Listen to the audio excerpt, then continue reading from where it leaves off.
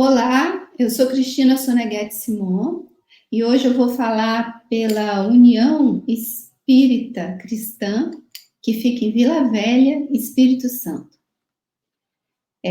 O nosso tema vai ser Jesus e as Três Proibições, e nós vamos fazer o seguinte: nós vamos fazer uma leitura inicial, a prece, a exposição, a prece final e encerraremos nosso estudo de hoje, ok? Então, no Evangelho segundo Emmanuel, páginas 217 a 218, nas sendas do mundo. Não entesoureis para vós tesouros sobre a terra, onde a traça e a corrosão consomem, e onde os ladrões arrombam e roubam. Mateus, capítulo 6, versículo 19. Deus, que nos auxilia sempre, permite-nos possuir para que aprendamos também a auxiliar. Habitualmente, atraímos a riqueza e supomos detê-la para sempre, adornando-nos com as facilidades que o ouro proporciona.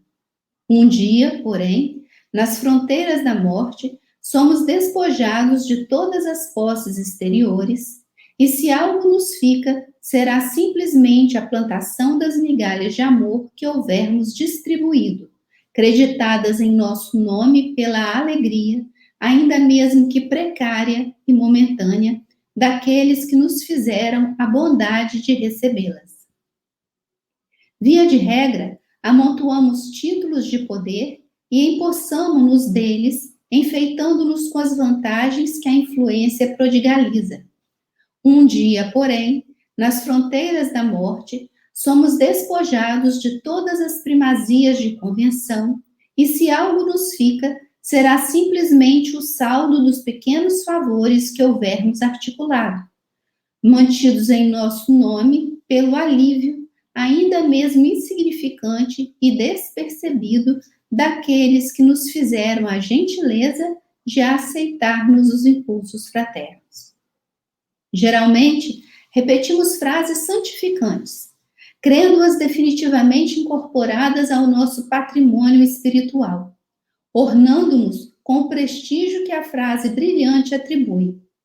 Um dia, porém, nas fronteiras da morte, somos despojados de todas as ilusões, e, se algo nos fica, será simplesmente a estreita coleção dos benefícios que houvermos feito, assinalados em nosso nome pelo conforto, ainda mesmo ligeiro e desconhecido, daqueles que nos deram oportunidade a singelos ensaios de elevação. Serve onde estiveres e como puderes, nos moldes da consciência tranquila. Caridade não é tão somente a divina virtude, é também o sistema contábil do universo, que nos permite a felicidade de auxiliar para sermos auxiliados. Um dia, nas alfândegas da morte, toda a bagagem daquilo de que não necessites ser-te-á confiscada. Entretanto, as leis divinas determinarão recolhas com avultados juros de alegria tudo o que destes do que és, do que fazes, do que sabes e do que tens, em socorro dos outros, transfigurando-te as concessões em valores eternos da alma, que te assegurarão amplos recursos aquisitivos no plano espiritual. Não digas assim que a propriedade não existe ou que não vale dispor disso ou daquilo. Em verdade, devemos a Deus tudo o que temos, mas possuímos o que damos. Assim, mestre querido, harmonizados pela leitura da mensagem de Emmanuel, na compreensão de que precisamos construir o que somos para termos do que darmos e levarmos conosco ao desencarnarmos, nós pedimos as suas bênçãos, o amparo de nossos anjos guardiães, o amparo dos amigos espirituais que zelam pela união espírita cristã, para que possamos compreender, apreender e praticar as lições do estudo de hoje. Pedimos inspiração, Pai, para os nossos corações, para que aquelas lições mais necessitadas por nós se fixem em nossas mentes, nos ajudando a trocar os antigos hábitos por novos hábitos. Sê conosco, Pai querido, hoje e sempre. Então, vamos lá. Nós vamos estudar esses 3 livros hoje.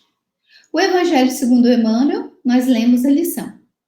Agora nós vamos estudar o Novo Testamento com o apoio de um livro dos Espíritos e continuando com Emmanuel ao nosso lado. E eu vou explicar a vocês por que nós fizemos essa palestra. Porque no ano passado, nós estudamos o Novo Testamento e chegamos ao final do ano refletindo. Se fôssemos colocar em um só slide o resuminho do que poderia nos nortear nos momentos difíceis que foi dito por Jesus, o que nós colocaríamos? Então, a nossa escolha foi essa aqui. As 3 obras de justiça, as 3 proibições, as 3 advertências, as condições para seguir Jesus e, é claro, não podia faltar o nosso livro dos Espíritos com a lei de justiça, amor e caridade, porque ela é o nosso norteador do verdadeiro sentido de amar, não é verdade? Então, como vocês estão vendo, é um estudo muito profundo e eu vou passar pelas obras de justiça, pelas advertências, pelas condições de seguir Jesus, mas nós vamos estudar um pouquinho mais sobre as 3 proibições e encerrar com a lei de justiça, amor e caridade.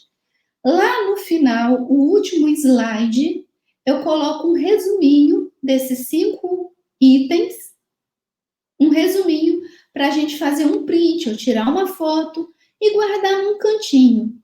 Numa hora que a gente tem que tomar uma decisão importante, numa hora que a gente está angustiado, numa hora que a gente está precisando de um conselho, ou numa hora que nós estamos tão felizes que nós nem sabemos como agradecer a Deus, nós pegamos esse resuminho e usamos como guia para nós. Eu espero que sirva para vocês, assim como serve para mim. E vamos lá. Bom, as 3 obras de justiça estão em Mateus, no capítulo 6, do versículo 1 ao 18. E seguido das 3 obras de justiça, a pedido do seu apóstolo, ele ensina a oração do Pai Nosso. Então, tem uma relação uma com a outra. E ele vai dizer assim: tu, porém, quando deres dádiva, não saiba a tua esquerda o que faz a tua direita, para que a tua esmola fique em segredo, e teu Pai, que vê no segredo, te recompensará. Ok? Por que Jesus falou isso? Porque existia na porta do templo o gasofilácio. O gasofilácio é um enorme funil de metal, mas a parte aberta do funil ela é mais deitada. E quando se joga uma moedinha, ela faz um barulho bem baixinho. Ela faz pilim, cai lá no fundo do funil. Quando se joga muitas moedas, a força centrípeta faz aquelas moedas rolarem em volta daquele funil, fazendo um barulhão. E aí a história do óbolo da viúva. E Jesus ensinava o quê? A viúva deu tudo o que tinha. Então ela deu muito mais do que o homem rico que veio depois e deu muitas moedas. Mas o que é importante a gente pensar? Que não importa o que dermos, seja das coisas de Deus, que são as coisas materiais que nós administramos enquanto estamos encarnados, ou seja nosso, daquilo que somos, do que temos, né? Seja lá o que dermos, que possamos dar em silêncio, pela alegria de servir. Depois Jesus fala: tu, porém, quando orares, entra no teu quarto interno e, tendo fechado a porta, ora ao teu pai em segredo. E teu pai, que vê no segredo, te recompensará. Orando, porém, não useis vãs repetições como os gentios, pois pensam que com palavreado excessivo serão atendidos. Assim, não vos assemelheis a eles, pois vosso Pai sabe do que tendes necessidade, antes de pedirdes a Ele. Então, Jesus, ensinando a orar, falava o quê? Quando for orar, não adianta ficar horas e horas em prece, em oração, para as pessoas verem. O que interessa é que nós tenhamos com o Pai o contato com um amigo.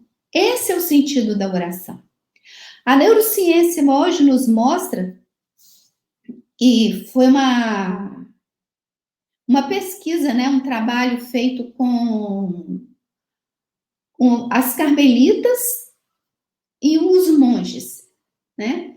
E eles descobriram o quê? Quando nós, os seres humanos, né, quando as carmelitas habituadas na oração faziam suas preces ao Pai, elas vascularizavam as regiões no cérebro que nós vascularizamos quando estamos conversando com um amigo.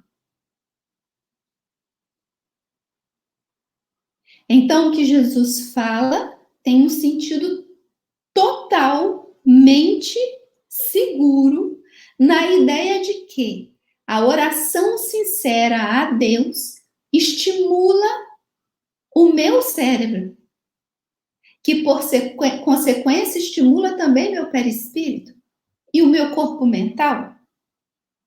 A quê? A me habituar a conversar com o meu Pai e a ter o meu Pai como meu amigo. Só que o Pai é nosso. Então, todos nós podemos fazer isso. E essa história de a reza de um é mais forte que a de outro, até tem um sentido de verdade. Porque quanto mais eu me concentro, quanto melhor é o meu poder de concentração e a minha qualidade de pensamento, mais a minha prece vertical vai subir, né? Agora, é uma habilidade que qualquer um de nós pode adquirir, ok? Então, vamos lá. Tu, porém, ao jejuares, unge tua cabeça e lava teu rosto, para que não te mostres jejuando aos homens, mas ao teu Pai que está em oculto, e teu Pai que vê no oculto te recompensará. Nós espíritas, em A Gênese, no capítulo 2, Deus, temos lá os espíritos explicando sobre a providência divina.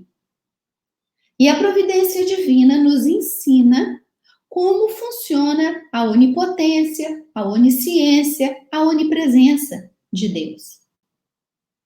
E aí nós podemos compreender que se nós estamos no hausto do Criador, uma vez que somos criaturas do Pai, tudo o que nós vivemos de vidas para trás e tudo que nós passamos ao pensarmos, ao nos emocionarmos, ao sentirmos, nós ressoamos com o nosso pensamento o fluido cósmico universal que leva esses recados ao nosso Pai. Então, mesmo antes que nós tenhamos consciência dos nossos sentimentos, dos nossos pensamentos, nosso Pai já está sabendo há muito tempo. E Ele encaminha para nós aquilo que nós precisamos ou aquilo que nós merecemos. Então, o que acontece? Acontece que os judeus tinham o hábito de mostrar ao mundo que eles estavam sofrendo. E o que eles faziam? Se lavavam, se banhavam de óleo e mostravam ao mundo aquele sofrimento, aquela dor exterior. E Jesus nos aconselha o quê? Não precisa fazer isso, porque o Pai já sabe. Mantém-te limpo e digno, porque do seu sofrimento o Pai já sabe. O mundo não precisa saber dele, porque o Pai já sabe. E esse é o jejum. É o jejum da reclamação, da lamentação, da indignação, da perseguição, da mágoa, do milindre. Não é verdade? Então, as 3 obras da justiça seriam o quê? Que a gente faça em segredo as nossas caridades, que a gente ore em segredo com o Pai e que a gente se assegure que o Pai, sabendo de todas as coisas, dispensa o nosso queixume. Ok?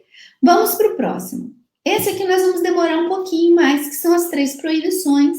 E aí eu pedi a ajuda do Emmanuel. Vamos lá. Não entesoureis para vós tesouros sobre a terra, onde a traça e a corrosão consomem e onde os ladrões arrombam e roubam. Não vos inquieteis com o amanhã, pois o amanhã se inquietará consigo mesmo.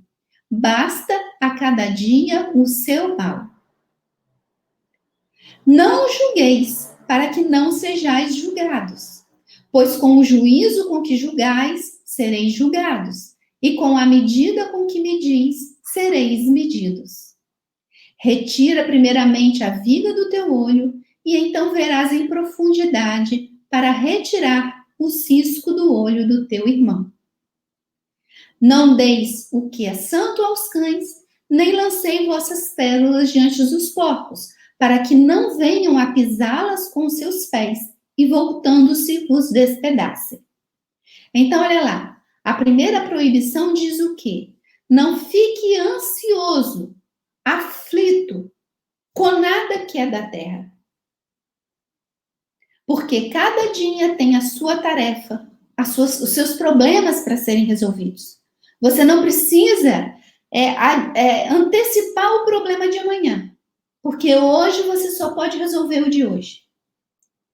A segunda proibição, não julgue ninguém, porque seu olhinho é cheio de vigas. Nós somos cheios de erros, e nós só vemos no nosso irmão aqueles erros que nós nos recusamos a ver em nós mesmos. E a terceira é como Jesus nos ensina a nos proteger. Porque se Jesus nos proíbe de muitas coisas que nós podemos fazer para nossa própria paralisia emocional, ele também nos orienta a proteger as conquistas que nós já tivemos. Então, ele vai dizer para a gente não jogar nossas pérolas para quem não vai valorizar. Para a gente ser prudente, inteligente. Mas Emmanuel vai nos ajudar. Vamos lá. Primeiro, vamos refletir. Como é que a gente quer ficar na contabilidade divina? Nós já entendemos na leitura inicial que a contabilidade divina é a contabilidade da caridade. Emmanuel, no livro, eu acho que Pão Nosso, ou Pão Nosso, gente, ou no livro Fonte Viva, ele explica que nós temos na contabilidade divina apenas saldo negativo ou saldo positivo, tá? Ninguém fica com conta pendurada. Tudo, absolutamente tudo que a gente fizer de bom e ruim vai para a nossa contabilidade da caridade no plano divino, para mais ou para menos. Então, como a gente quer ficar com essa conta, né? Então, vamos lembrar. Não entesoureis para vós sobre a terra tesouros, onde a traça e a corrosão consomem e onde os ladrões arrombam e roubam. Não vos inquieteis com o amanhã, pois o amanhã se inquietará consigo mesmo. Basta cada dia o seu mal. E o que Jesus fala? Devemos a Deus tudo o que temos, mas possuímos o que damos. Amealhemos bondade e cultura, compreensão e simpatia, porquanto estaríamos órfãos de sintonia para corresponder aos apelos da vida superior. Melhoremos os nossos créditos na contabilidade divina. Vamos lá pensar sobre isso? Tudo que nós temos, pais, irmãos, marido, filhos, casa, diplomas, saúde, corpo físico, tudo que nós temos é de Deus. O que é nosso é o que nós levamos quando desencarnamos e trazemos quando reencarnamos. É por isso que Emmanuel diz que nós só podemos dar aquilo que nós possuímos. Então, quando eu dou de mim, eu dou aquilo que está em meu poder distribuir, que é o tempo que eu tenho nessa encarnação, que são os meus sentimentos, bons ou ruins, que é o meu conhecimento. No mais, tudo pertence a Deus. Então, nós precisamos usar pelo menos esses 3 atributos que eu mencionei agora para ganharmos amigos pelo nosso caminho.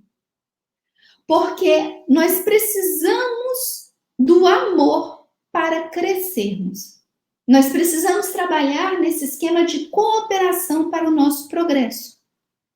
E é só quando nós sintonizamos com o amor que nós vibramos numa qualidade melhor, que nós começamos a compartilhar vibrações positivas com um plano mais elevado de vida. Aí os amigos espirituais mais elevados vão nos intuir, nos orientar, nos ajudar a sermos mais amorosos, mais produtivos, mais úteis na vinha de Jesus. Então, se nós queremos ter créditos na contabilidade divina, a gente não precisa viver preocupado com bens materiais, com as coisas que nós vamos deixar na terra. Mas nós temos que nos preocupar com aquilo que verdadeiramente nós estamos absorvendo como valores do nosso crescimento espiritual. Vamos lá. Como você gostaria de ser olhado? Bem olhado ou mal olhado? Pois é. Não julgueis, para que não sejais julgados. Pois com o juízo com que julgais, sereis julgados, e com a medida com que medis, sereis medidos. Retira primeiramente a viga do teu olho, e então verás em profundidade para retirar o cisco do olho do teu irmão. Como que nós gostaríamos de ser visto pelas pessoas? É assim que nós temos olhado os nossos irmãos? Então, Emmanuel nos lembra que a vida orgânica é baseada na célula. E cada célula é um centro de energia. Todo arrastamento da alma ao estado de cólera, ressentimento, desânimo, irritação, equivale a crises de cúpula, ocasionando desarranjo e desastre em forma de doença e desequilíbrio na comunidade celular. Vejam bem, nós sabemos que ao reencarnarmos, nós nos ligamos célula a célula ao corpo físico. Em outras palavras, célula perispiritual a célula do corpo físico. Cada célula perispiritual se ligando a cada célula do corpo físico. Isso vai levar até lá pela adolescência para ser completado. Apesar de que até os 7 anos, a maior parte dessa ligação já está feita. Ok? Bom, a cúpula é a mente da gente. Se eu me deixo dominar por emoções negativas, eu produzirei sentimentos negativos e terei atitudes as quais me farão passar vergonha e arrependimento mais tarde. Então, irritação, cólera, mágoa, ressentimento, desânimo, seriam, como o próprio Emmanuel fala, momentos de loucura, momentos de desequilíbrio que a gente deve deixar passar o mais rápido possível. Porque todos nós passamos por isso. Ninguém pode pôr o dedo no nariz de ninguém e dizer: esse aí é um desequilibrado, esse aí não tem jeito. Porque quem de nós já não ficou com raiva, magoado, entristecido ou mais irritado? Não é verdade? Então, com isso, a gente vai entender que se eu falo mal do outro, se eu fico indignada, se eu julgo o outro, eu estou simplesmente olhando para ele e me vendo no espelho. Lembrando todas as vezes que eu me comportei daquele jeito e que eu deveria ter me vergonhado e me corrigido. Porque se eu tivesse me corrigido, eu não estaria criticando agora. Porque quando nós nos corrigimos dos nossos defeitos, a gente observa esse defeito no outro com um olhar de compreensão e compaixão. E não com olhar de crítica. Essa é uma medida. Então, como Jesus nos ensinou a protegermos a nós mesmos? Não deis o que é santo aos cães, nem lanceis vossas pérolas diante dos porcos, para que não venham a pisá-las com seus pés e voltando-se vos despedacem. Vamos lá. Se te decidires a praticar compreensão, adiantar-te-ás consideravelmente no caminho do amor, em direção à paz, que se te fará suporte à felicidade. O mestre, lançando o apelo, buscava preservar amigos e companheiros do futuro contra os perigos da imprevidência. Não te precipites no pântano, mas ajuda-o a tornar-se produtivo, habilitando-o a receber valiosas sementeiras em próximo futuro. Então, aqui, Jesus explicou o quê para seus discípulos? Tudo isso que vocês estão aprendendo, utilizem para o crescimento desses ensinamentos e não para o prejuízo deles próprios. Porque se você ensina essas coisas para quem não gosta de vocês, ou não gosta de nós, ou não gosta do que nós fazemos, eles farão o quê? Distorcerão o que estão ouvindo para se voltarem contra vocês. É por isso que quando ele, na última semana mais ou menos de sua vida aqui na Terra, quando ele divide os 72 discípulos de 2 em 2, para que cada dupla trouxesse mais 4 discípulos, e avisa a eles: vocês vão de cidade em cidade, e entrando lá, fiquem em uma só casa, não troquem de casa. Se essa casa te receber bem, que a sua paz desça sobre essa casa. Se essa casa não te receber bem, saia dela e, saindo, bata sandálias e sacuda saias para que eles vejam e não olhem para trás, para que não aconteça com vocês. Vou falar em outras palavras, que se virem estátuas de sal, como aconteceu em Sodoma e Gomorra. Então, vamos lá, por que Jesus falou isso? Emmanuel nos explica que todos nós, inclusive Jesus, temos um tipo de inimigo. É aquele que não gosta da gente. Não gosta porque não gosta. Não gosta do que a gente pensa, não gosta do caminho que a gente segue, não gosta das escolhas que a gente faz na vida, não gosta da nossa voz, do nosso jeito de viver, não gosta. E o segundo tipo de inimigos que nós temos são aqueles que nós conquistamos com a nossa cultura de intolerância, de má vontade uns para com os outros, ok? Então, Emmanuel vai nos explicar o quê? Se nós hoje já queremos dividir esses conhecimentos maravilhosos que nos fazem fazem felizes, que faz com que a gente consiga manter a nossa família em paz e em harmonia. E se a gente sente tanta satisfação e tanta gratidão que a gente quer dividir o que aprendeu, a gente precisa aprender a dividir com compreensão, com carinho, respeitando o tempo de cada um. Porque a imprevidência de ensinar o que não deve para a pessoa que não está pronta para receber aquele conhecimento vai levar essa pessoa ao desalento, à desesperança, ao desânimo. Porque nós temos que dar de acordo com a condição da pessoa absorver, assimilar e aproveitar em seu proveito. É como nós damos comida para uma criança. Primeiro é o leite, depois a papinha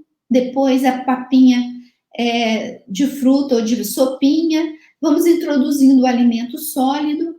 Da mesma forma, se hoje nós estamos aqui, lá em vidas passadas, com certeza, alguém começou a nos dar leite e papinha. Porque hoje nós já comemos comida sólida. Mas será que todo mundo à nossa volta pode fazer a mesma coisa? Então, Emmanuel explica o que Jesus quer dizer. A gente não pode, na tentativa de ajudar alguém, se enroscar no ódio, na ira, no mau humor e na revolta de quem vai receber o que nós estamos falando como uma lição de moral, ou que vai achar que nós estamos sendo o maior exemplo de quê? Nós não somos exemplo de nada ainda. Nós falamos o que estamos aprendendo a praticar ainda. E a pessoa vai falar, mas olha que pessoa hipócrita, está querendo ensinar o que ela ainda não faz. Então nós precisamos tanto saber o que nós temos condição de ensinar, quanto o que aquela pessoa precisa receber. Para que o nosso tempo seja produtivo em favor do nosso próximo. E aí chegamos nas 3 advertências. Pedi-vos será dado, buscai e encontrareis, batei e será aberto para vós. Vocês entendem bem o que é isso? Tudo que nós pedirmos a Deus em nome de Jesus, Ele nos atenderá. Já sabemos disso. Então a gente vai pedir e vai nos ser dado de acordo com o que nós precisamos e merecemos, e não de acordo com o que nós queremos. Porque o que nós queremos pode ser um veneno para nós. Pode ser a razão do nosso atraso espiritual. Muito bem. Então, quando nós buscarmos, quer dizer, nós pedimos, então agora nós temos que continuar pesquisando, procurando, não é? Para poder achar através de quem ou como que Deus vai nos enviar através da providência divina aquilo que nós pedimos. Então, nós temos que nos esforçar para achar a resposta. E aí nós temos que bater. Bater é o que, gente? Insistir. Porque Deus não vai dar para nós aquilo tudo que nós pedimos prontinho. Ele vai nos oferecer os meios para alcançarmos aquilo que queremos. Porque isso vai envolver mais merecimento da nossa parte. Então, nós temos que insistir, tanto em pedir, quanto em buscar, como em conseguir transformar aquele presente em algo útil para nós. Entrai pela porta estreita, porque larga é a porta e espaçoso o caminho que a conduz à destruição. E muitos são os que entram por ela. Bom, porta estreita, um resumo muito simples por causa do tempo. Porta estreita é exatamente os hábitos negativos que trouxemos do passado e que precisamos transformar em hábitos positivos. Não é fácil, porque mudança de hábito vai exigir clareza do hábito que a gente quer mudar, vai exigir um planejamento, vai exigir vigilância dia e noite. Até que, por disciplina, por nos comportarmos da forma que gostaríamos de nos comportar, nós vamos tornar o nosso circuito neuronal desse novo comportamento mais forte. E aquele circuito neuronal antigo, do antigo hábito, ele vai ficar enfraquecido pelo desuso. Então, essa mudança depende de quê, gente? Muita vontade. E aí nós temos que bater muito, né? Insistir muito. Nós temos que ser muito prudentes. Nós temos que nos vigiarmos para conseguirmos essa mudança. Porque as portas estreitas são as nossas tentações, quer dizer, os hábitos antigos que trouxemos de vidas passadas que precisamos corrigir. Portanto, todo aquele que ouve estas minhas palavras e as pratica, será comparado ao homem prudente que edificou sua casa sobre a rocha. Entenderam agora por quê? Porque se a gente estuda tudo isso, se a gente compreende tudo isso, e se a gente fala, já sou um cristão nota 10, nós vamos desencarnar levando o quê? Nada. Porque como nós não tornamos todo esse conhecimento uma prática diária, naquele esquema célula por célula, nós não construímos em nosso corpo mental os novos hábitos que viemos construir. E os hábitos antigos permanecerão mais fortes. Então, até aquilo que nós recebemos, que foi o conhecimento, nós vamos perder. Perdemos a oportunidade, perdemos o conhecimento, porque senão se nós não praticarmos, a gente não fica bom em nada. Não é verdade? E todo aquele que ouve essas minhas palavras e não as pratica será comparado ao homem tolo, que edificou sua casa sobre areia, né? Então, aqui as 3 advertências serão: pedir, buscar, bater. Nossa porta estreita, trocarmos de hábitos e praticarmos o que estamos aprendendo. Ok? E agora vamos para as condições de seguir Jesus. Quem ama pai ou mãe mais que a mim, não é digno de mim. Quem ama filho ou filha mais que a mim, não é digno de mim. É a lição de amar a Deus acima de todas as coisas, a si mesmo e ao próximo. Se eu nego aquilo que eu creio, se eu não persisto naquilo que eu acho correto e bom para mim, com medo de não agradar a minha família, aos meus amigos, eu não estou sendo digno de mim mesmo. Eu não estou sendo coerente comigo mesmo. E essa incoerência acaba nos adoecendo. Agora, imagine vocês, se eu digo que creio em Deus, acredito em todas essas coisas e não me vigio e nem me preocupo em praticar absolutamente nada. Porque eu não vou fazer isso, gente. Como que eu vou fazer isso? Porque eu vou criar um problema na minha casa. Eu vou criar um problema com meu marido, com minha mãe, com meu irmão, com meu pai.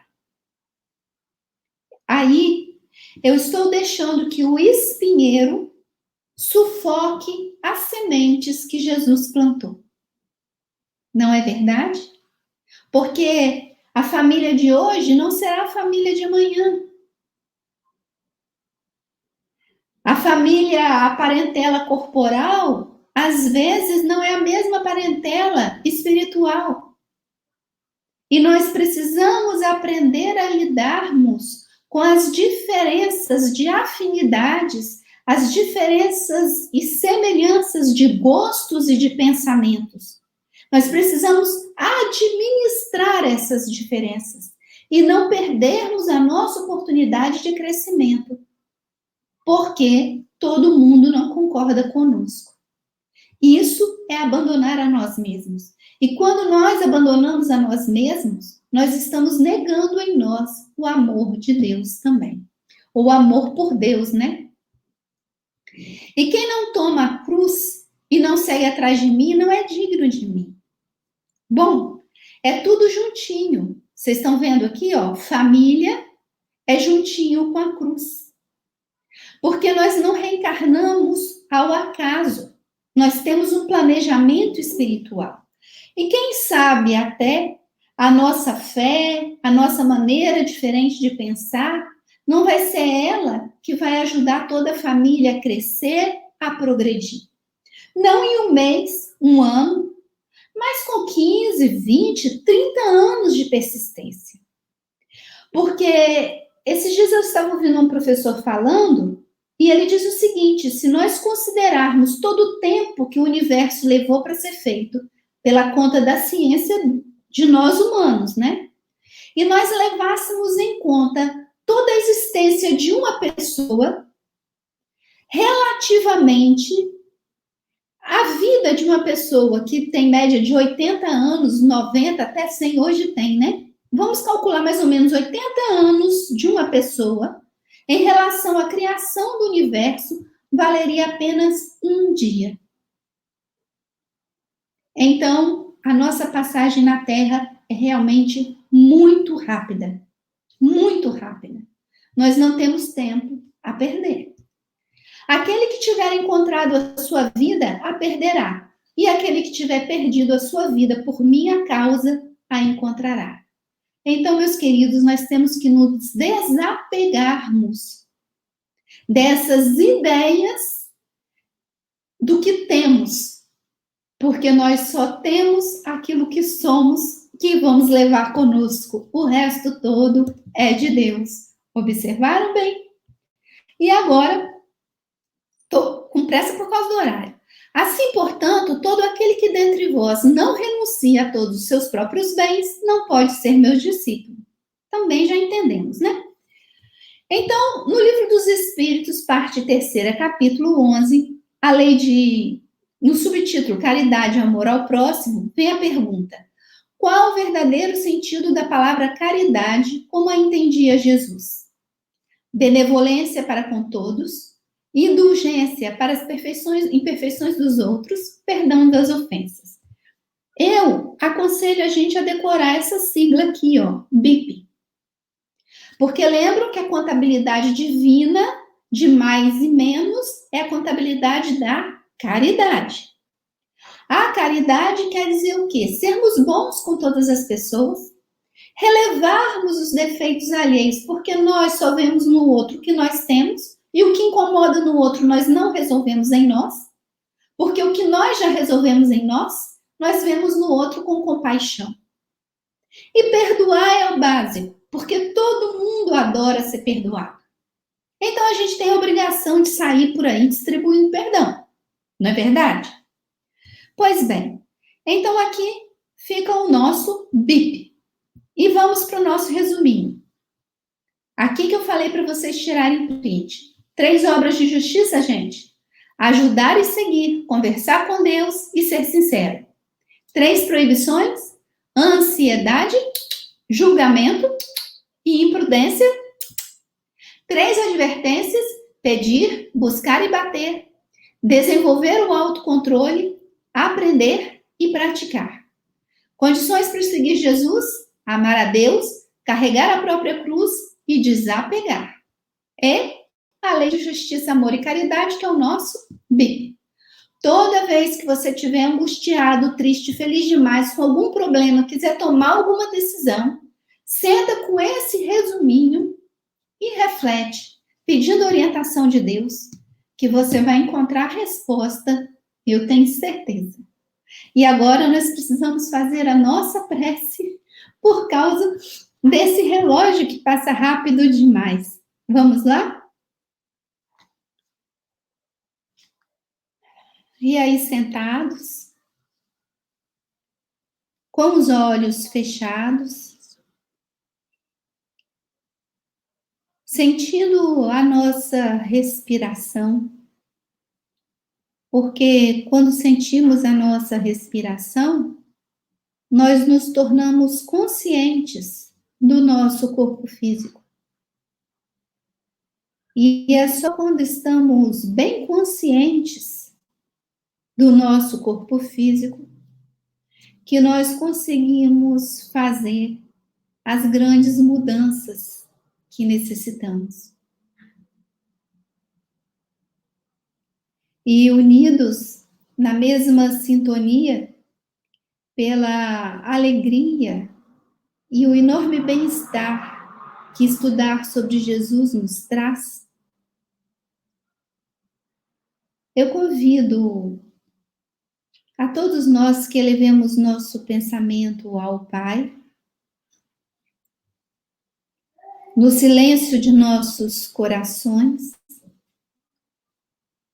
e conversemos com esse amigo querido, o maior, o mais amoroso e o melhor de todos os amigos que podemos ter. Aquele que nos criou e que nos mantém. Deus Pai querido, aqui nós estamos reunidos em seu nome, em torno dos ensinamentos de Jesus,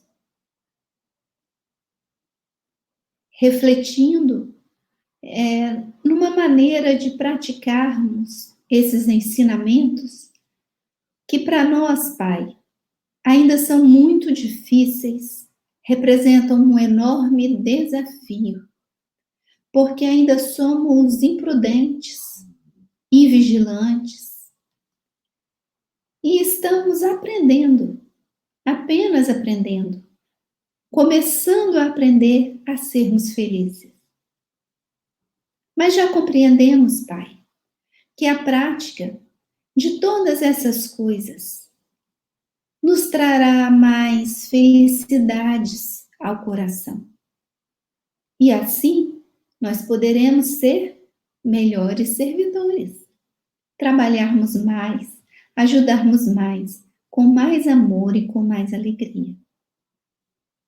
Então, Pai querido, nós gostaríamos de pedir ao Senhor que durante a nossa noite de sono, os nossos anjos guardiães possam nos levar para lugares no plano espiritual onde possamos conversar, planejarmos as mudanças que se fazem necessárias em nossos hábitos.